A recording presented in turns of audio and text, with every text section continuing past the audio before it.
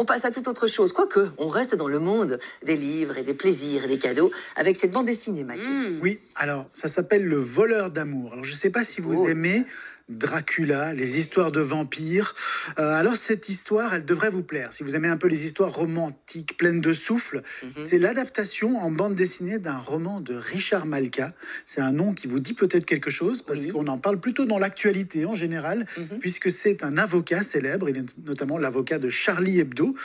Et il est aussi romancier. Et donc ça, c'est son roman qui est paru en 2021 et qui est adapté par le dessinateur Yannick Corboz, qui est un dessinateur très doué, aux traits très élégants, très raffinés, très sensuels, qui colle à merveille à ce récit. Voleur d'amour, le voleur d'amour, j'adore le titre. Vous faites le pitch, alors il a volé le cœur de quelqu'un? Il vole l'amour des gens, exactement. C'est l'histoire de Adrian Van Gogh, un être ténébreux, mystérieux, avec un côté un peu androgyne.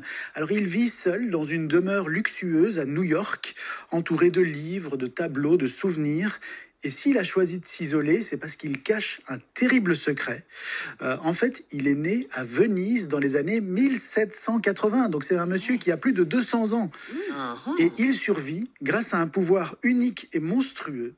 Il lui suffit d'un simple baiser pour aspirer l'amour de la personne qu'il embrasse et renforcer sa force vitale au détriment de la personne qu'il embrasse. Donc c'est une sorte de Dracula, mais qui se nourrit d'amour plutôt que de sang. Adrienne, c'est le fameux Dracula. Moi, j'adore le côté poétique.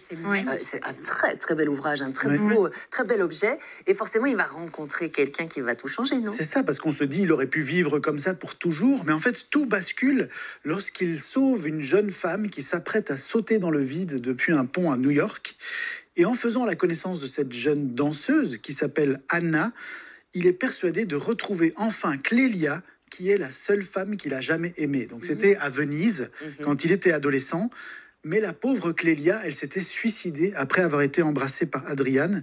Et donc, pour la première fois de sa vie, Adrian, il se dit, il est peut-être temps de mettre fin à mon insatiable quête d'amour. Mais avant de mettre fin à cette quête, il décide d'écrire une longue lettre, et c'est ça la bande dessinée, une longue lettre à Anna, dans laquelle il raconte tout son parcours, de Venise à Constantinople, à New York, en passant par Paris. Donc on va voyager avec cette donc c'est terrible, il ne peut pas l'embrasser, si je vous comprends bien. Exactement. Cet amour est impossible. Exactement. Et Anna, forcément, elle a envie de se faire Quelle embrasser. frustration. Oui, elle ne veut que ça. Voilà. Et qu'est-ce qui vous a plu dans cette bande dessinée, Mathieu?